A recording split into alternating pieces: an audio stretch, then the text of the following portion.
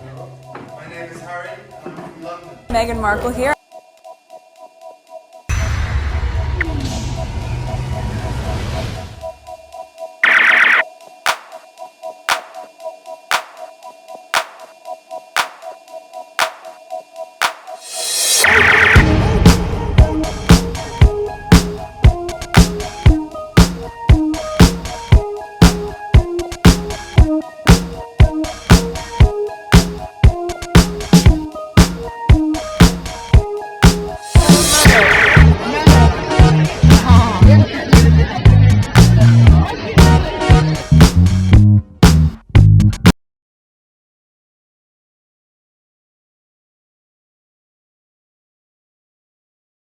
I don't know if I recorded this already, but I had to go and search for it so I could share it with you. Okay, they also downright rude. Less is more. What the F? Alright, so that's the video that I was making reference to on my original recording. Let me go into it so it could be bigger. And, oh, it's a thread within itself. Oh my god. I didn't expect all of that. Okay, I have this somewhere. I don't know anything about that. Okay, looks like we're gonna shift off a little bit. Let's start with this. This is the one that I'm making reference to. We're going to start actually. This morning with Nasty Nice, less is more, basically saying to Harry's wife, don't tell us you have postpartum preeclampsia because, quote, we, the UK media, don't care, end quote. But if it was Kitty, breaking news, she could die, etc. Alright, 3 minutes and 30 seconds. We're going to start actually with someone who always causes a bit of a divide in the nation. Yes. Meghan Markle, right? What has she done now? Well, she's just dropped her first episode of her brand new podcast. This is called Confessions of a Female Founder. She's actually revealed something very personal in the very first episode after suffering from postpartum preeclampsia. We can have a quick listen actually. And we both had very similar experiences, though we didn't know each other at the time, with postpartum. Yeah. And we both had preeclampsia. Oh God, can you believe we both had that? It's so rare. It's so rare. And so scary. It's so scary. And in the quiet, you're still trying to show up for people. And in the quiet, you're still just trying to show up mostly for your children. Yeah. But those things are huge medical scares. I mean, life or death. Truly. So she's opened up there about having postpartum preeclampsia. I've read other places on Twitter, on X, that some women in the UK, and I love when they're speaking up, saying that, you know, they care, they want to hear what she has to say, because these are things that some of them have gone through. But these people, they're so perfectly stupid, okay, those presenters, okay, trying to, I guess they just want to listen to themselves, putting someone down so they could feel happy, feel better about themselves. These people are ridiculous. But let's continue. Which I have to admit, I had heard of preeclampsia, but I don't fully know exactly what it is. Luckily, Dr. Nigat is downstairs. We can chat to you about this. So what exactly is postpartum preeclampsia? So as we heard, it is a rare complication. Postpartum preeclampsia is when you have high blood pressure and also protein in your urine after giving birth as well. And it can come, if misdiagnosed, with serious complications such as seizures or strokes. But it does have symptoms as well, which can often be missed. So headaches, blurry vision. You can also find that you're sweating excessively. You can get palpitations. You find that you're urinating a lot more. You can get shortness of breath, nausea and vomiting. Obviously, at the time when you've had a baby, those symptoms can be attributed to lots of different things. So it's so important to keep an eye on blood pressure. And if a mum, after having had a baby, complains of those symptoms, then you check the urine for protein. Well, at least they bring a real doctor to talk about it. People who, I don't know, first-time parent or something like that, now they get the information.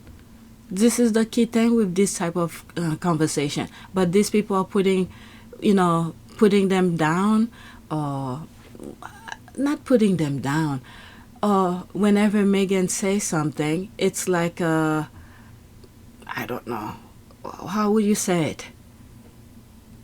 It's nothing important. But with that other one who seems to claim to have cancer, if she spoke about her issues, how she dealt with it or whatever, even though I have my suspicion, no one will know. The others, their things are secret, or if they do something minuscule, it's a huge breaking news, like one of the thing I just read. But there's Meghan who brought it up.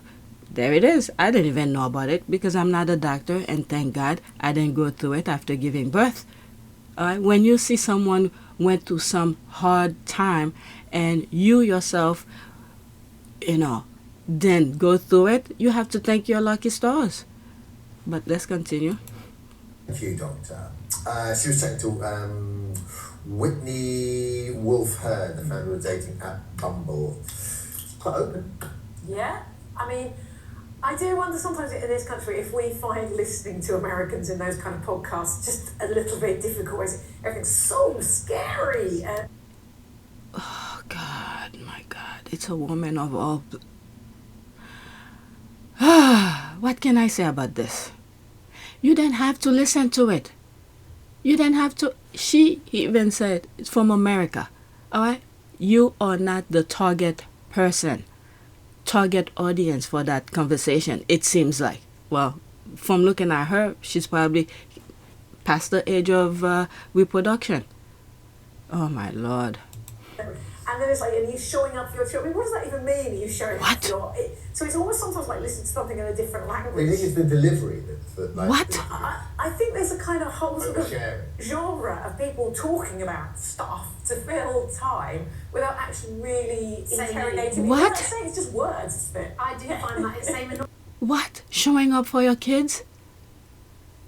What in the name? Are they for real? Oh my God. 90% of the podcast, I think. Well, I mean, I do radio. I talk nonsense every morning for 4 hours. Oh, there she is. That I agree. She talk about nonsense every day. But I agree with you that this is the thing with Meghan. We all want to like her, but sometimes she does things that almost make me go, oh, I'm finding it a little bit... Maybe it feels disingenuous, but only because of the delivery of some of the stuff feels patronising. Look, on the plus side, if there's that small little conversation they pick out of Meghan's podcast, there's a huge form of information. Showing up for your kids. Okay, that's one. It might be minuscule, but for the child to see the parents showing up to watch them, that's a big thing. That preeclampsia, that's information for people who don't know about it, and they brought the doctor to inform people. Are they for real? Let's continue. anybody watching now who has this condition, and I think celebrities, and we've seen particularly in issues of emotional health, the two boys, William and Harry, have gained so many yards. Brilliant. So if this helps a woman come to terms with it, and she can now turn to her girlfriends or her doctor or her partner, we encourage that. I can't believe I agree with this guy. I can believe that aspect alone that he just said, I agree with him. Information is power. Just think, there's a lovely expression which my late mother used to, less is more. And I just think with the Duchess of Sussex, just for a period, and I have no personal animosity towards her, I wish her well, I wish the children nothing but good health. I just think for a period, less is more would be such a welcome change. And I wonder whether many of the public would agree. Okay, we disagree with you. If it was the other ones, I don't have it on the list. I think someone sent me a video or a tweet where I think Charles is overseas, somewhere in Italy. And William and his children are in France. From what I've heard is that they're not supposed to be outside of the country while the monarch is away. If it was them, William and the others, okay, who were saying some of the things that Meghan is saying, it'll been like one of the things said, it'll be breaking news. I think it was here, breaking news. But since it is Meghan, they already have their judgment about Meghan, so it's a negative thing. I want Meghan to know, just keep on talking. Everything that you experience, there are a lot of people who might learn from it. I didn't know about preeclampsia. I've given birth. And thank God, thanks to my lucky star, I didn't experience that. But who knows, there are so many young girls who's growing up. Eventually, they'll be a parent. They will know about this information. Oh my God, these people are evil. All right, so I'm recording this to insert it in a video that I'm editing right now. I'm gonna continue recording this. Maybe I'll put it by itself in another video. It's a long thread. Okay, they're never gonna give her any sympathy. I don't think Meghan cares about what they say. As all I want, well, Meghan is gonna hear a lot of different advice here and there, but she knows her target audience. She knows what she's doing. And I just hope God give her the courage and energy to keep on sharing her experience, because not too many people will know about it. Since everybody wants to talk about her, at least she's bringing some information out there. Like one of the things she said in one of her interview, okay, when she has a platform, she take it very seriously, and she think that she should say something meaningful. Using your outreach for good, to connect with people. Well, you know, I feel a really big responsibility. Like if you have this kind of job and you have an opportunity to have a profile where people are listening to what you're saying, I really, truly think you need to be saying something that's valuable. So yes, you can talk about like, where did Rachel get that pencil skirt? Fine, sure. We can have that conversation. But I'd also like to talk about women's rights. Women's rights, and like my work with UN Women or with World Vision or humanitarian trips, or just really bolstering self-esteem that has nothing to do with the external. And these are the things that are meaningful that I think she has spoken about in the past. And she's letting us know certain things. The other day I was watching a video. It's one of those morning shows. It's on YouTube. You probably will find it. I think Halle Berry was talking about, postpartum or something. Not postpartum. What do you call this? When you come of age? Yeah, I had to search for it. There it is here. Halle Berry recently shared her experience of being misdiagnosed with herpes during an appearance on a CBS Morning. She recounted that after experiencing severe pain during intercourse, her doctor mistakenly identified it as a herpes infection. Okay, both she and her partner tested negative for the virus, leading to the realization that her symptoms were actually due to perimenopause, a natural transition marking the end of a woman's reproductive years. Okay, the other day I was watching that video. Of all people, she shared that with us. So I'm getting older. So at some point, maybe this is something I will experience. And I'm 100% sure my husband and I, we're not doing anything crazy outside of our marriage. I guarantee you, I trust him because we were friends before we got together and things like that. I am confident. If he goes places, I'm confident he will not be doing anything crazy. We were friends before we were even where we are now. We didn't even think of each other as what we are now when we were hanging out. So I know for a fact. So these are the things I will be not looking forward to, but at least I have this information to know if something like that happened to me, I could tell my doctor, can you check for this? If the doctor then tell me, whatever that diagnosis is. Okay, so when these women who have a platform are talking about important things, it's information. But my God, the UK, let's continue. But maybe it feels disingenuous, but only because of the delivery of some of the stuff feels patronising. Look, on the plus side, if there's anybody watching now who has this condition, and I think celebrities, and we've seen particularly in issues of emotional health, the two boys, William and Harry, have gained so many yards, brilliant. So if this helps a woman come to terms with it, and she can now turn to her girlfriends or her doctor or her partner, we encourage that. I just think there's a lovely expression which my late mother used to, less is more. And I just think with the Duchess of Sussex, just for a period, and I have no personal animosity towards her, I wish her well, I wish the children nothing but good health. I just think for a period, less is more would be such a welcome change. And I wonder whether many of the public would agree. Okay. But why would you want her to do less? Been told, been given advice to that it would be best if she could be 50% less than she was. Wow. That was the quote. If she could be 50% less. And I remember hearing that in 2018 and said specifically to her, I don't know how you're going to survive being half of yourself. Why would you want her to do less? Is it because the others are not doing anything? So I guess the people in the UK need to ask themselves the question.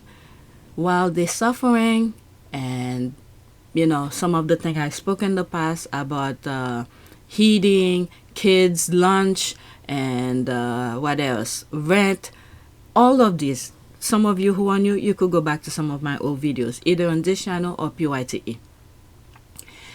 They need to ask themselves, all those millions that they're giving to the royal family, maybe they should give them less. Maybe that's where this applies to. Give the royal family less. Less is more, because they're not doing anything to help the people.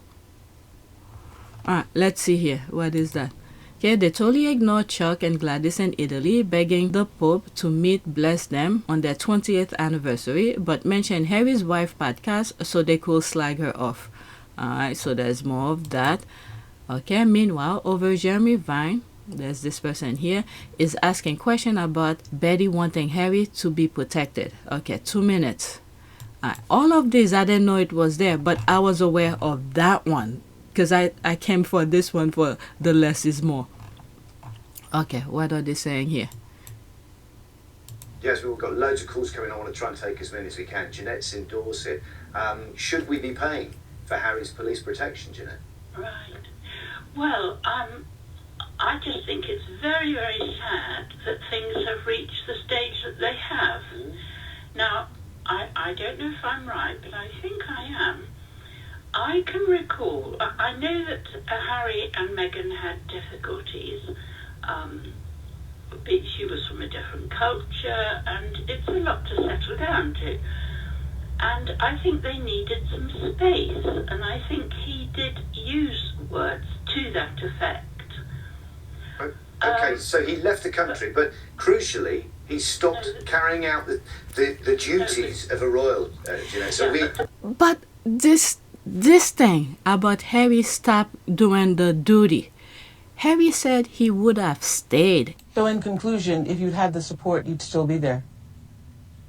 Without question. Yeah. I'm sad that what's happened has happened, but I know, and I'm comfortable knowing that we did everything that we could to make it work, and we did everything on the exit process the way that it should have been with done. as much respect. With as much and respect. Oh my God, we just did everything we could to protect them. It's the family. I'm telling you, everything that starts, the issues that Harry is having in the UK, it's the royal family who created. They create a reason for their action. They kick him out. Why this is playing? They kick him out, okay, to give the reason why he doesn't need the protection.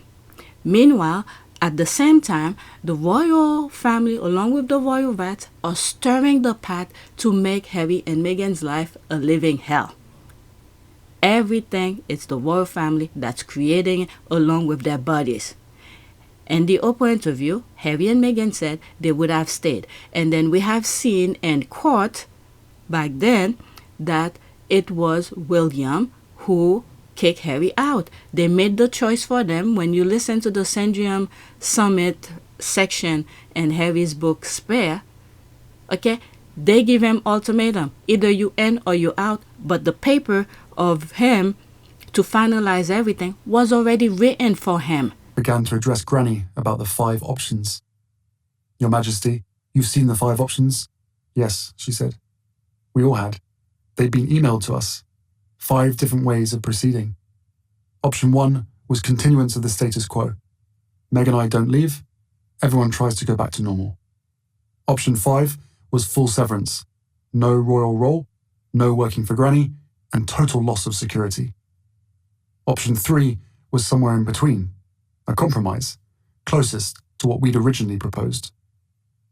I told everyone assembled that, above all, I was desperate to keep security. That was what worried me most, my family's physical safety.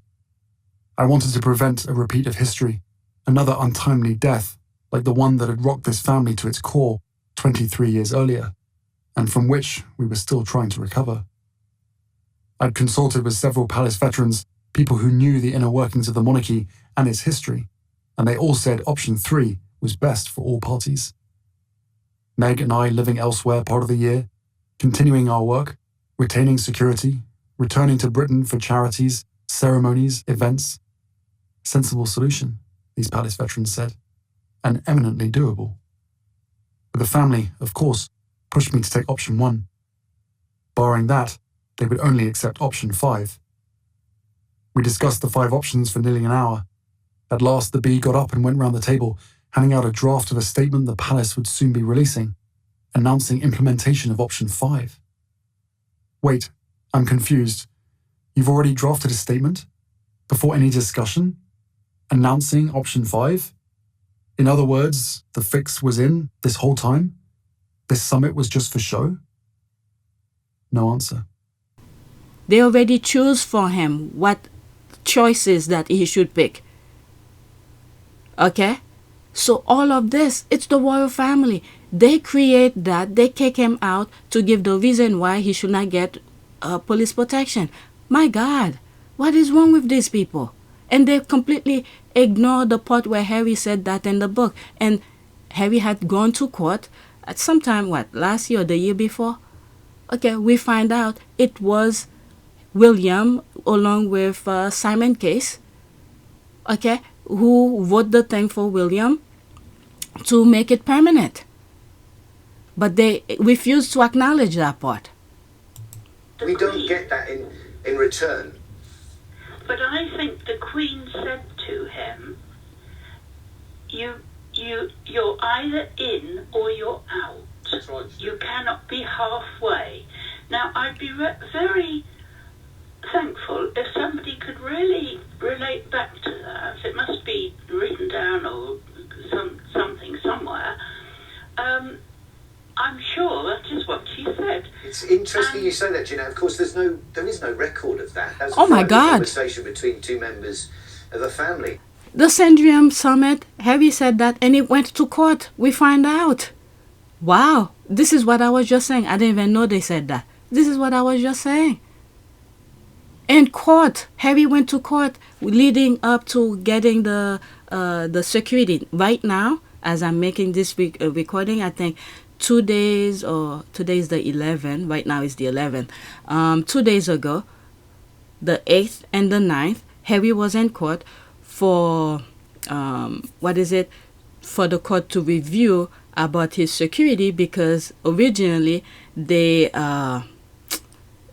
told him he didn't, Ravik would not give him the protection that he need. So now he has, what's the term for it? After they come with that, my God, I think the term I'm looking for is the appeal. He's at the appeal stage of what the final ruling was, okay, that he can get police protection. So now he is at the appeal stage where they're listening to his appeal that the previous ruling was wrong because there have been so many things against him. And the thing is that, okay, Harry said he is willing to pay for it. So that will not be the burden of the taxpayers. He's willing to pay for it. And they refuse to give him that. Okay? So people need to understand, this is not a journalist. If I'm aware of all of this, he should completely aware of what I'm saying. It was could have been last year or the year before, where Harry went to court for the asking the review. He wasn't suing. He was asking for the review. The final ruling for the review was that, no, he cannot get police protection. But right now, this year, 2 days ago, he was in court for the appeal process of that. Let's continue. And I wonder if that's kind of at the heart of this, that there is family business, there is family, and there is being head of state. And sometimes we struggle to separate they those. did want to carry out some royal duties, but they were stopped by Charles at the time. Thank you. Thank you. This lady is spot on. Yes. Harry even said it in the Oprah interview. They were willing to do that. but they refuse to give it to them. This woman is right. Say you're out now. We don't want that. That happened. That is recorded. Because Thank you. Let's take another call. Brenda's in Wiltshire. What do you think, Brenda? Do we have a duty to protect someone who was born into a family that rules our country? And should we pay for that? No, I don't think we should pay for that. Okay, so that's that. Let's pause. Okay, LOL. Brenda the hater was lost for words. Move on the line. Came good. Okay, let's see here. Almost 2 minutes. He's at the head of our country, the way that we are governed, and we need to understand that better for all of us, for basically for fresh air and daylight to come in, so we understand the country that we live in. Waste of time.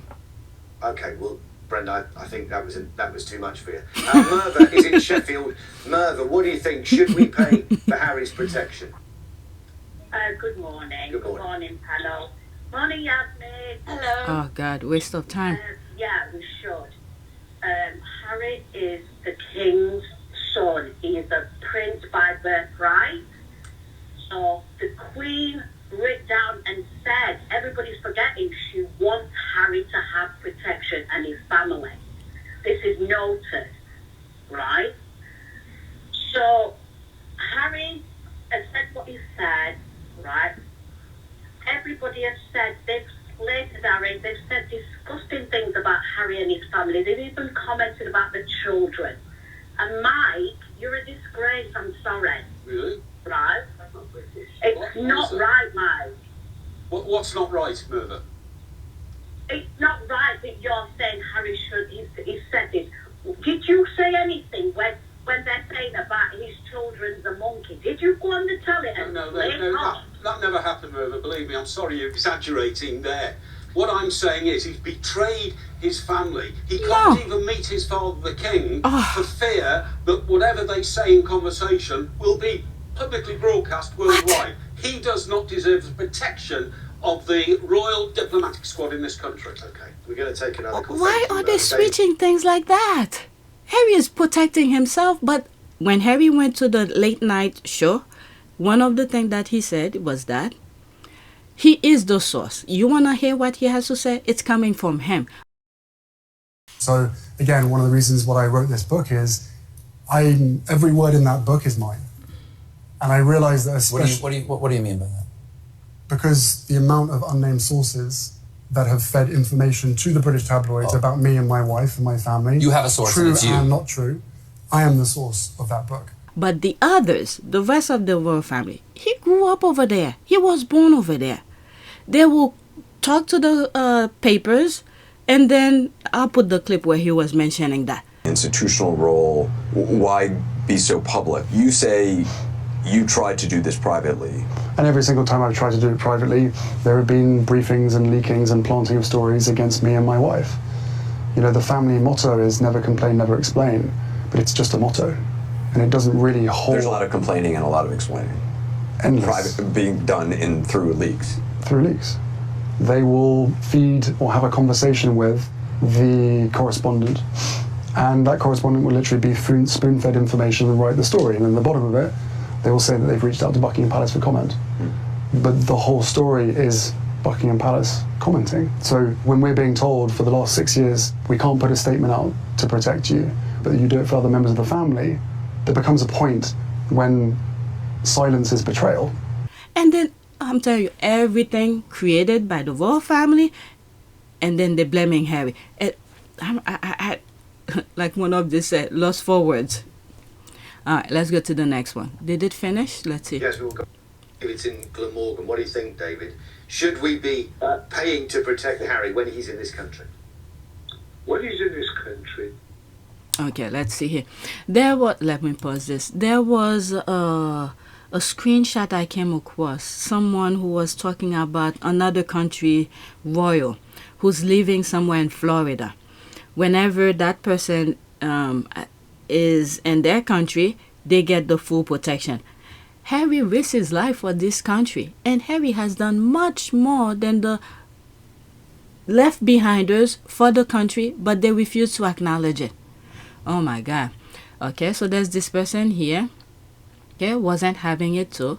Quote, you have friends of the current Queen Gladys writing horrible articles about Harry and his wife. Okay, 41 seconds. That's Jeremy Clarkson she's probably making reference to. In that situation. And the little boy, when his mother died, It was terrible. was his own father, and nobody in the family protected him.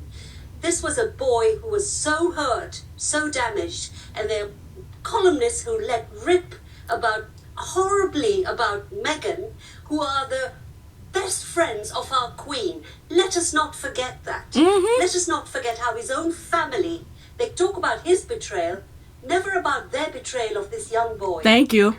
Right, he's been given the chance to appeal, and obviously we'll keep an eye on exactly how that turns out, whether it turns in his favour. So far, the courts have said no. Let's get into our next Okay, topic. so that's what I was talking about, why he's in court now. Let me pause this. Okay, I didn't expect this. I came to get one thing for another video that I'm editing. Now I might as well do a review of all of this. Okay, ITV News, 2 minutes and 46 seconds. Prince Harry's back in the UK and back in court in a bid to have police protection reinstated when he's in the country.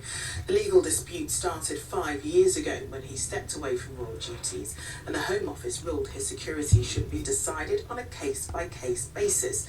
The Duke of Sussex argues that's unfair, and after a number of failed attempts to overturn that decision, the Court of Appeal is hearing his case, as Kerry Davis reports. Prince Harry's visits to the UK are rare, but he's a familiar face in British courts. Morning, Harry! Today, he's taking on the Home Office, appealing the decision to downgrade his publicly funded police protection after he quit his senior royal role. They're making it seem like it's the one. They kick him out. Wow. These people, I can't believe this. When they go with a narrative, everybody stick to the script. It's the royal family who kick him out. With Harry watching from the back, his lawyer challenged what the Home Office calls a bespoke assessment. The appellant does not accept that bespoke means better. In fact, in his submission, it means that he has been singled out for different, unjustified, and inferior treatment. When they were working royals, Prince Harry and his wife Meghan were automatically eligible for full police protection paid for by the taxpayer. That changed 5 years ago after the pair stepped back from royal duties and left the UK. A Home Office-backed committee now decides the level of security they receive here on a case-by-case basis. But Harry says he's concerned for his family's safety and argues he's being treated unfairly. Their justification is a change in status, and after many weeks of waiting, eventually I got the confirmation that no, the risk and threat hasn't changed. They're never going to protect you. As aired in this TV documentary, the Duke of Sussex believes the press presents a genuine threat. His fears heightened by the death of his mother, Princess Diana, who was killed in a car crash while being pursued by paparazzi. In written submissions, Home Office lawyers say the current arrangement considers what is appropriate and justified by way of protective security in relation to each visit, and that the appeal involves a continued failure to see the wood for the trees, claiming it's an attempt to indirectly obtain by the back door an outcome rejected when challenged directly. They'll make those arguments in court in front of Prince Harry later this afternoon. Carrie Davis, ITV News. One of the things that I've said regarding this topic somewhere on social media, and I said they better get this right, because there's 2 other heir, or spare should I say, spare, William's kids. This will apply to. But then again, when these people need to change the narrative, they know how to change the narrative to get what they want. Let me see if I could find that tweet. Oh my God, I don't know how much was said. I just saw my thing was paused. But I don't know if I recorded this and that. Oh my God, I just saw it pause. Alright, so let's start this all over just in case. Members of the public and also the press won't be able to watch the proceedings, but today at least, the whole day is expected to be held in open court. And what's interesting is that he does still have security when he's here, but it's just decided, as you said, on a case-by-case basis. He has to give 28 days notice before he comes to the UK, and then this Home Office committee can decide what level of police protection. One of the things that I said, I don't know if it's recorded, because I just saw the thing pause, is that why do you think they gave Harry that ultimatum to give them 28 days notice before he comes to the UK, knowing what we know now? Okay, all the death threat in advance, all the people who's harassing Harry on the papers, who are friends with his father and that horse next to the father. Okay, why do you think they want that 28 days notice? All right, so let's continue. He does need. Now, he did offer, didn't he, to pay for this enhanced police protection that he used to have, but Ravik, this committee, they've said no, haven't they?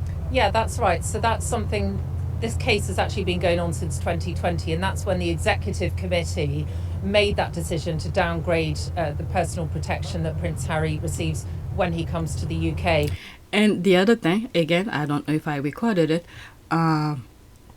one of the issues that came out of that with Ravik is that there are some people who work at the palace also work at Ravik.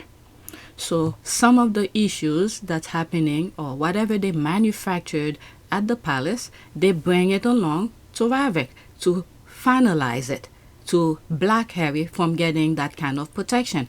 So Harry was kind of surprised to realize that some of the people who work at Ravik also work at the palace, and they're not separate from each other. One of the examples that I gave is that, for instance, let's say a department, let's say DMV, okay, have its own objective to give people driver's license and things like that, and then you have immigration, right? So you could, these two offices are different from each other. They have different objective. All right? While one is focusing on you getting your driver's license and the other one trying to focus to see if you're getting in the country legally. But what they did here, okay, with the palace and Ravik, the same people that work at, let's say, immigration also work at the DMV, and whatever issues they may have with each other, they transfer it, you know, they're not separate. Ravik and the palace are not separate because the same group of people who work, maybe not all, but a good portion of them who work at the palace also work at Ravik. So that's something of interest. Okay? But anyway, let's continue. At one point during the proceedings, over the last 4 years or so, Prince Harry did offer to pay for that protection here in the UK, but that was turned down. It was said that he wasn't able to do that. Just to recap what we've also heard in court earlier on this morning, Prince Harry's barrister made the case that it was wrong for that committee, which decides security for members of the royal family, it was wrong for the Ravik committee not to follow its standard procedures because it did not have the expert analysis of the risks facing the prince, which it needed. So that's something that the barrister said to court this morning. And the other thing as well, I said it already, but I don't know if it was recorded, is that you have Harry, the son of the king, a son of a king, okay? All Charles had to do, if Charles did care, all he had to do was give the okay and Harry will get the security. You could see Charles doesn't care. He does not care. God needs to give him a baggage. Also, there have been some written submissions. So in an appeal hearing like this, you will get the barristers from both sides, so Prince Harry's and also the Home Office, putting forward documents to the court, written submissions, which include the arguments that they propose to say orally in court. So we've had oral submissions as well. So in written submissions to the court, in a skeleton argument for the Duke, his barrister wrote, "This appeal concerns the most fundamental right to safety and security of person." She continued, Prince Harry's barrister, saying Prince Harry's security does not appear to have been discussed at any formal Ravik meeting, and then there are no official notes or detailed minutes recording the approach to be taken to his security and the rationale for it. And just a reminder that Ravik stands for the Royal and VIP Executive. And let's not forget as well, there have been celebrities, not just Taylor Swift. I think there was an actress, when she was getting married, she got police protection for her wedding. And then the most recent was the one that I think Taylor Swift was in the UK for concert. She got police protection. And there's Harry saying, look, I could pay for it. The same way, what's the other one? Taylor Swift was able to pay for it, but they refused to give it to him. So what is the UK's plan for preventing Harry from getting the same kind of security that Taylor Swift got? Why are they refusing to give him that? All right, let's continue. Here, the rest of the session this afternoon. Significant, he has come over from the US to be here at court. Because he very rarely comes to the UK anymore. I mean, he was last here in September, wasn't he? And then he met his father briefly in February last year when his father, the King, was diagnosed with cancer. But his trips here are few and far between. And if you think of 10 years ago, I mean, the contrast is so stark. He was one of the busiest members of the royal family, the working royals. He was always out and about doing something. And you very rarely see him here in the country anymore. I mean, he had They kick him out. They kick him out. The brother kick him out. They say you can't be working royal. So it seems like the ones who kick him out saying, we got this. You don't need to be here anymore. My goodness. If he's not heir to the throne, and still, if it was some other people like myself, I won't even step back anymore. But he's still trying to do things for his people. He let people know things will still be the same. The decision that I have made for my wife and I to step back is not one I made lightly. It was so many months of talks after so many years of challenges. And I know I haven't always gotten it right, but as far as this goes, there really was no other option. What I want to make clear is we're not walking away. And we certainly aren't walking away from you.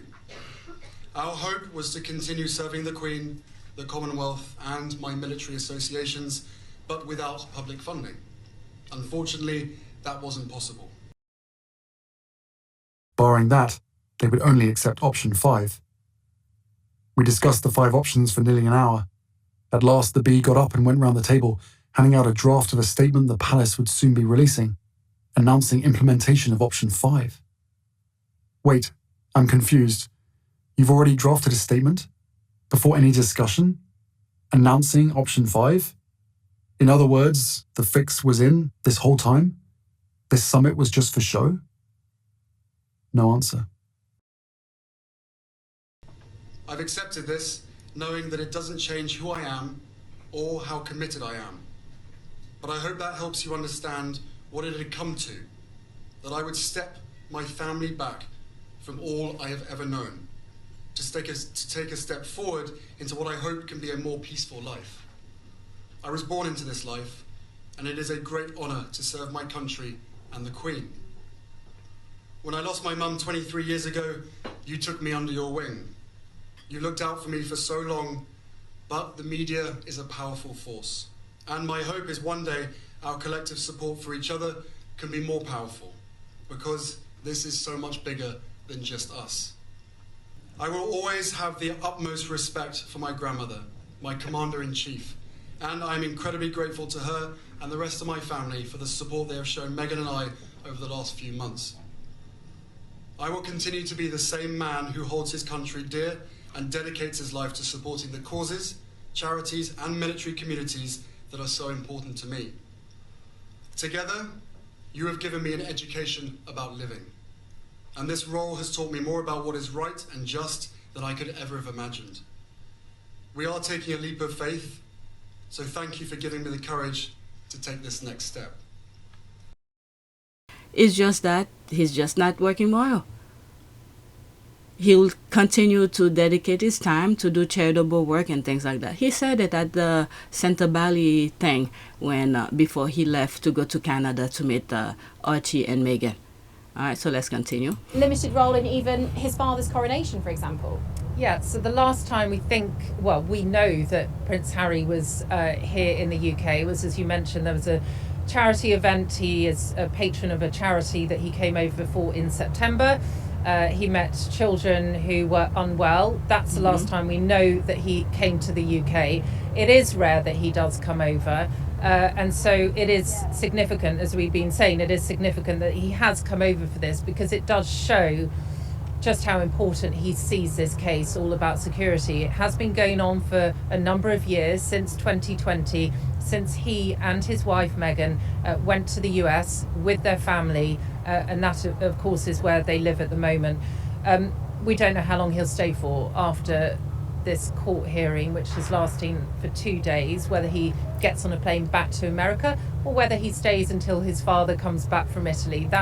Okay, I think as of right now, this was what, April 8th. I'm going backward. This is a thread. As of April 11th, I saw yesterday he was in Ukraine. After the case, he went to Ukraine.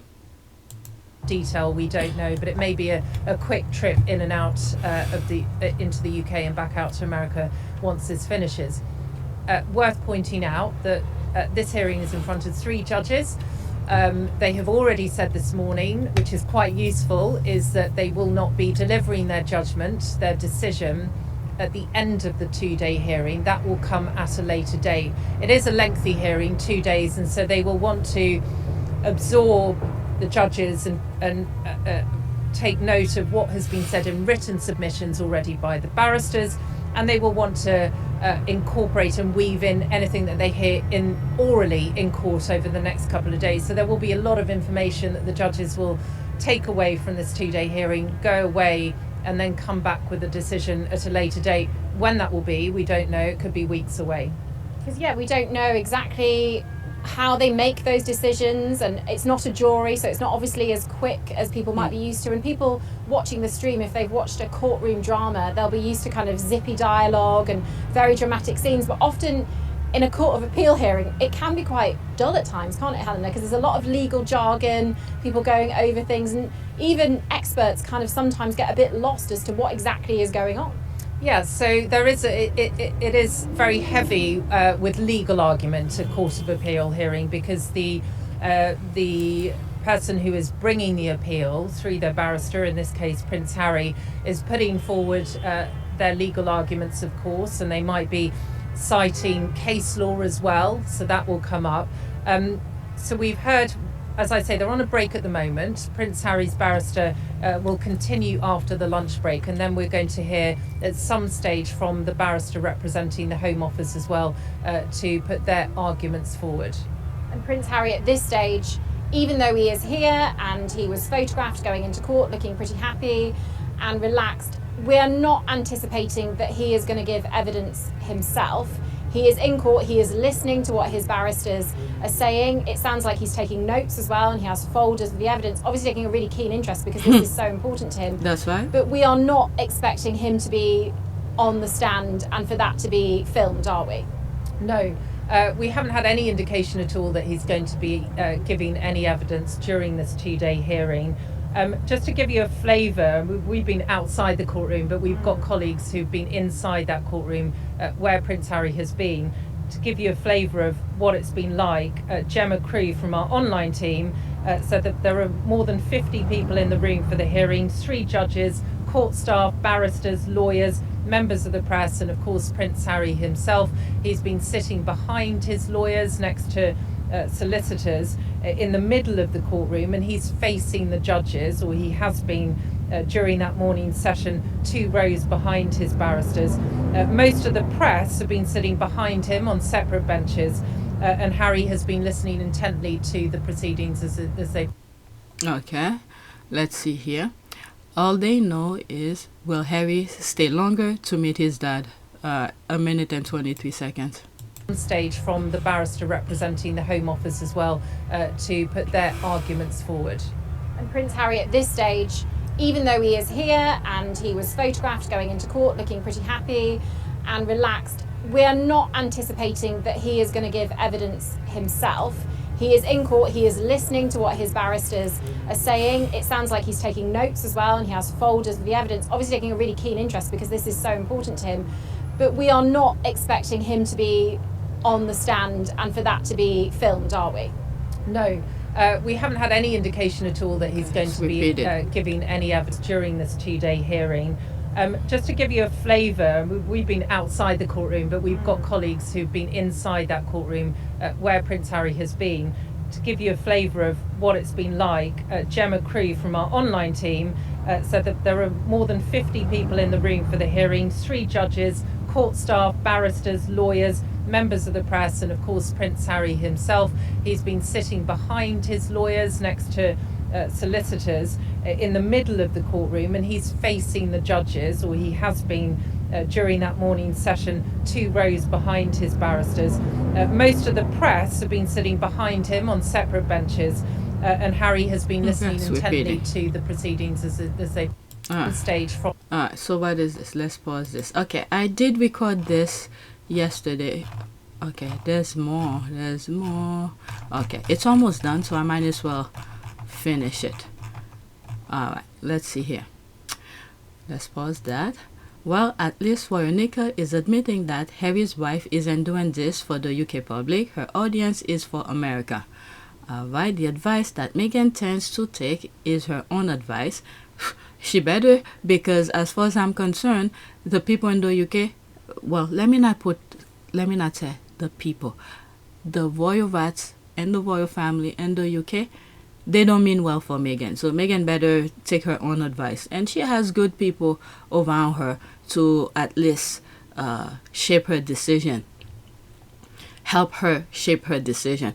Meghan's new podcast, Confession of a Female Founder, is providing the public with more ammunition after she makes comments that are not entirely relatable, said the Sunday Times. Alright, so let's listen to this. I did have this somewhere in another video. Alright, so let's listen to her. Oops. Oh. Minutes I listened to first podcast, which I listened to, all 40 minutes I listened to this morning so that we could talk about it in the know. I mean, no, I suppose the ammunition that you're talking about was the ammunition that came from, I think, the Netflix series as well. Just perhaps that feeling that it's not entirely relatable. But I suppose for women who want to set up their own businesses, they might have found that conversation interesting. Who is advising Meghan at the moment, and what do you see as the kind of ultimate game plan? I can understand, of course, everybody needs a job and everybody needs to make money, but Meghan does want us to kind of approve of her choices as well, doesn't she? I think she does in America. I don't think she cares so much about whether we over here approve of her choices anymore. I mean, she walked away from the UK. They kicked her out, okay? They kicked her out. You even have Piers Morgan who told her to go back to America. They kicked her out. In terms of who's advising her, it's a really good question. I mean, from all the people I've spoken to in the past who've worked with her, the advice that Meghan tends to take is her own advice. It's always been the kind of discussion that perhaps sometimes Harry and Meghan don't take as much advice as they could from people with their best interests at heart. Nobody, well, I would not say nobody, but at least those people in the UK, like the royal rats like herself and all the others, okay, they don't mean well for them. So they better stick with their own objective, their own goal, and stop listening to you people. Because as far as I'm concerned, you guys will lead them to a ditch. In terms of the game plan, I think, I have to say, from what we saw kind of off the back of the As Ever and With Love Meghan launch, then seeing the kind of paid partnership product she's doing in terms of, link and bio, I think the game plan, one of them is to certainly become a very wealthy influencer. And I think by having a podcast, by having that Netflix series, by, shop what I'm wearing, that's more the direction I think she's moving in. The thing with shop, she did put a at some point. I think I shared in one of my videos where she said these are the type of things that she's wear, whatever. She could affiliate type of thing. These came about not because, you know, she's been thinking about it. Oh, I'm gonna be getting a percentage of whatever. I think this came about by when she realized everything that she wears sold out. So through that, she's like, okay, if you guys gonna be wearing what I wear and the companies are getting money off of it, she better make some percentage of it. So she created, what do they call this, My Shop or something like that? She let people know this is what what she likes, this is the thing that she'll be wearing and things like that. So at least she gets some percentage of it. Everybody's making money off of her. Why can't she make money off of her own stuff? Alright? So these came about organically. I don't think she was focusing on, okay, I'm going to get affiliate, I'm going to do this, but when she realized people are buying the thing that she wears, okay, the light bulb goes on and said, okay, I could get some money through that. I mean, who would... the other day I got something, a comment, I did post it on my community board on APTS Sussex. Someone was saying, I forgot what was the conversation, but comparing me with Sophie Shanduka because of my... I think I was sharing the back end of my channel. No matter what it is, nobody's gonna like everything that you do. Okay, so if I'm spending time making these videos, why not make some money off of it? It's not a bad thing. Am I stealing your money? No. I'm spending the time to share my opinion with you. Some of you are willing to watch or whatever, okay, who don't have the time to be on Twitter. I'm sharing this stuff with you. So why not make some money off of it? It's available. Okay, this is one of the things, the incentive of having a YouTube channel. Even though my thing was to share information with you, my ideas, the way, my perspective. But if it's there for me to make some money, why not? They make it seem like it's a bad thing. I'm not stealing people's money, putting like whatever Shanduka did. But anyway, let me not get into that. Let's finish with this. It's almost done. I could be wrong, but we haven't heard so much about the philanthropy recently. It's been more about this brand building in terms of actual commercial brand. Well, right now, this is the focus. All right? Each time they do something, there's a focus. Right now, she's focusing on her brand, on the things that she's putting out. What last year we were focusing on things where she went Nigeria, she went to Colombia, she did the thing, the Invictus and all that. There's a focus, multitasking. It's like I don't think I could be them because they have so many interests and they're doing what they enjoy. So let them be. All right, so there's more. Oh my God. I came to get one thing and I realized it's a long thread, and there's some that's probably then record because in the middle of it I realized the thing wasn't recording. I put a pause to it. I think I was looking for the thing regarding Halle Berry. Where is it? The Preeclampsia, something like that? Yeah, I don't know. I had paused the video for me to get the information, so I don't know if it recorded. But anyway, this is the next one. Well, doesn't she? I think she does in America. I don't think she cares so much about whether we over here approve of her choices anymore. I mean, she walked away from the UK. In terms of who's advising her... Well, you guys kick her out. Piers Morgan told her to go back to America. Piers, if you want to be private, go back to America and live privately. It's pretty straightforward. The Sandringham Summit, they made the final decision for Harry where they told him he's out. So the UK made the decision for him in the royal family. Yeah, it's a really good question. I mean, from all the people I've spoken to in the past who've worked with her, the advice that Meghan tends to take is her own advice. It's always been the kind of discussion that perhaps sometimes Harry and Meghan don't take as much advice as they could from people with their best interest. I wasn't in that same podcast that they're making reference to, the very first one. Meghan was saying something about people who works with her, they don't really, someone who has the same vision. I don't know if it's same vision, the same passion or something like that, but she take the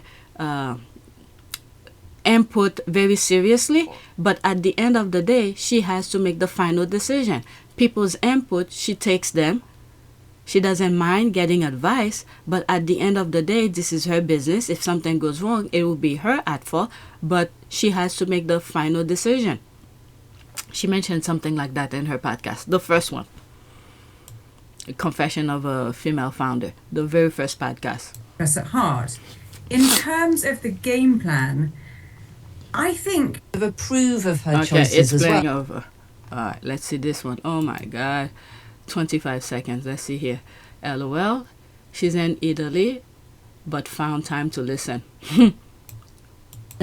Porch piracy wasn't something I was expecting to be discussed between self-made billionaire Whitney Wolf Herd and I think it's fair to say probably millionaire Meghan in Montecito. But it did feature in this first podcast, which I listened to, all 40 minutes I listened to this morning so that we could talk about it in the know.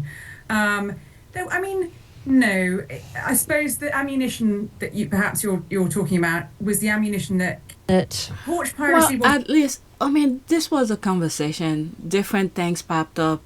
The transition from one topic to the other was very good. And I think Meghan have said she had a bullet point of topic to discuss, but the conversation went on fluently. At least she's taking into consideration people who are buying her stuff when they're receiving it, because the porch pirate are people who, you know, let's say you at work, let's say you live in a private home, you at work, and they deliver the package in front of your house. There are people who's walking around who, when they see a package, they steal it. So that came into the conversation. Oh my God. Let's listen. Wasn't something I was expecting to be discussed between self-made billionaire Whitney Wolf Herd and I think it's fair to say probably millionaire Meghan in Montecito. But it did feature in this first podcast, which I listened to, all 40 minutes I listened to this morning so that we could talk about it in the know. Though, I mean, no, I suppose the ammunition that you're talking about was the ammunition that... So what this caption is saying here, she's in Italy while Charles is in Italy. Instead of focusing to talk about Charles' visit in Italy, but they're talking about Meghan's podcast. All right, so there's another one. Okay, ITV on Meghan Preeclampsia, 1 minute and 54 seconds. Well, there's the thing here.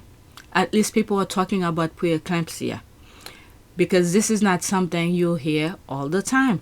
You could have the best doctor, the best researchers talking on probably on some TV shows or whatever.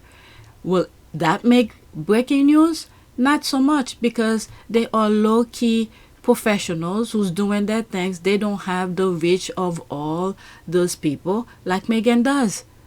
So this is why some people reach out to her to talk about certain things, because it makes news. People are talking about it. So I'm glad she mentioned it, but there they are. They're talking about it, even though they want to talk about it in a negative way, the people in the UK. She suffered from what she called a rare and scary illness after the birth of one of her children. It was in the first episode of her new podcast series. Lucy Watson is here. Lucy, what's the podcast all about? Well, today was episode 1 of what the podcast is called Confessions of a Female Founder. It's a 50-minute chat, the first episode, with her friend Whitney Wolf Herd, and she was the founder of Bumble, the dating app. And then you realize why it's number 1. Okay, I think in the UK it's number 2, and some other place I think it was number 4. I think US and Canada, the podcast was number 1. This is why it's number 1. These people are talking about it, and people who probably don't know anything about Meghan, who's listening to them talking about preeclampsia, because this is a medical issue. Some people might say, okay, if she's talking about things like that, let me go listen to her. And then that's how they catch, that's how Harry and Meghan get new fan. Okay, fan base.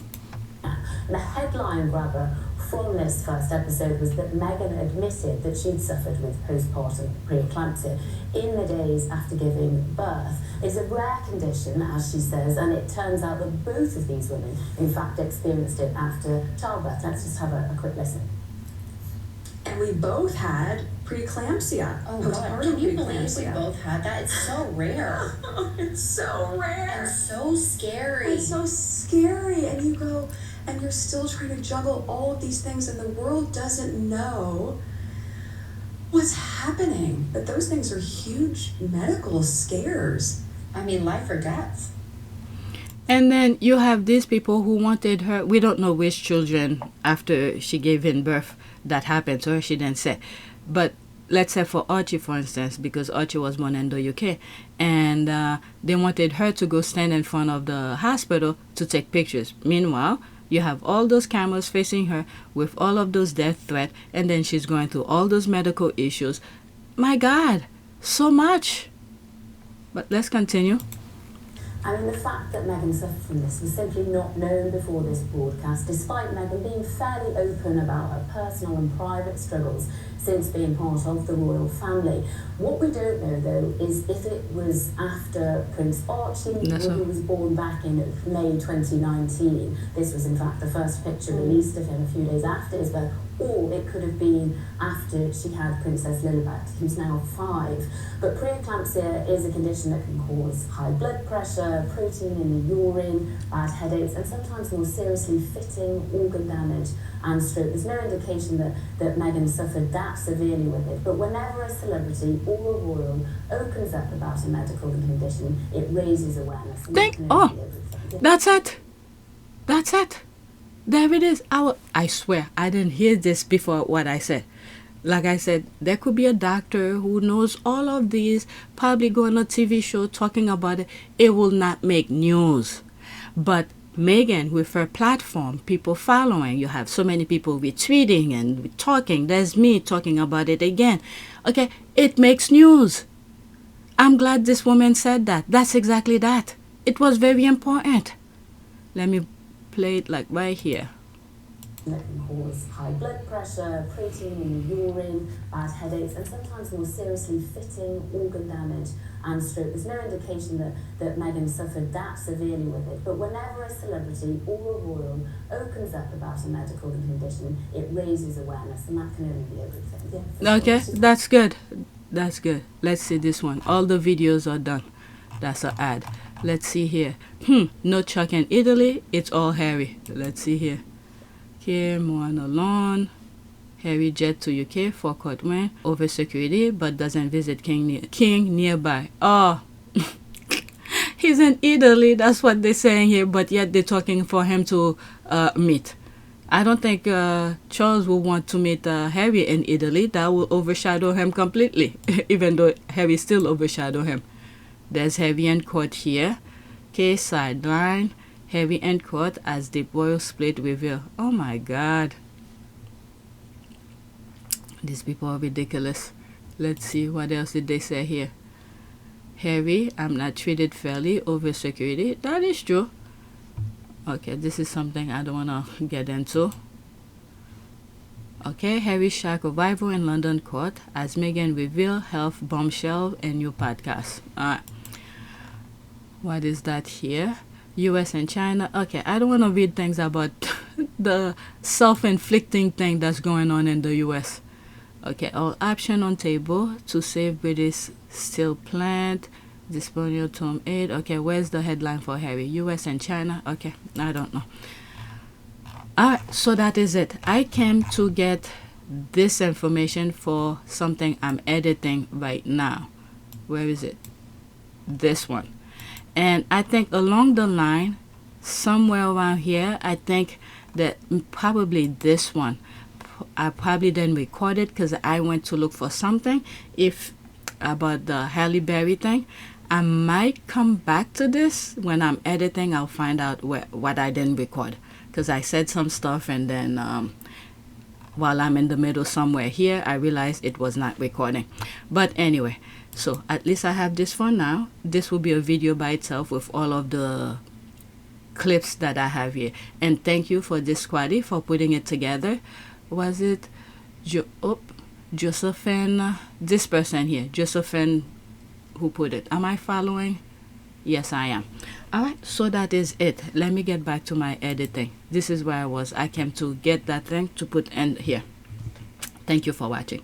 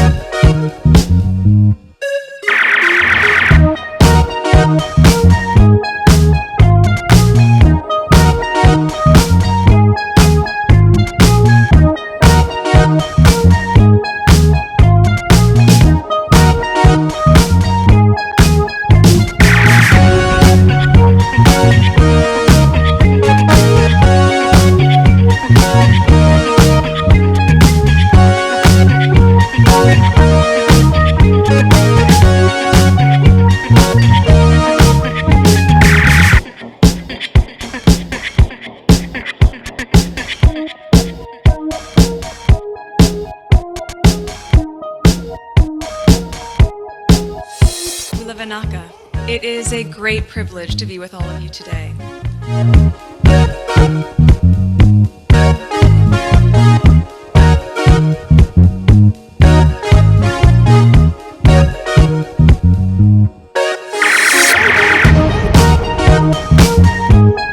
You know, we ask for forgiveness and please come back.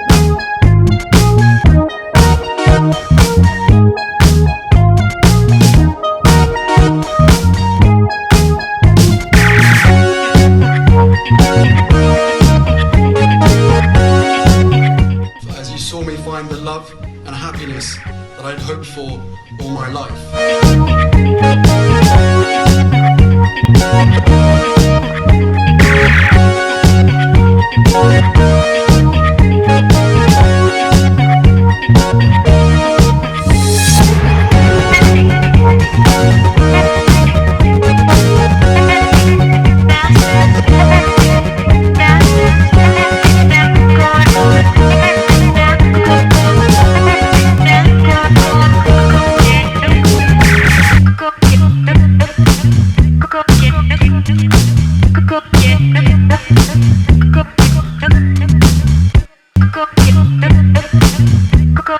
You are all in this together. And if I may speak personally, we are all in this together.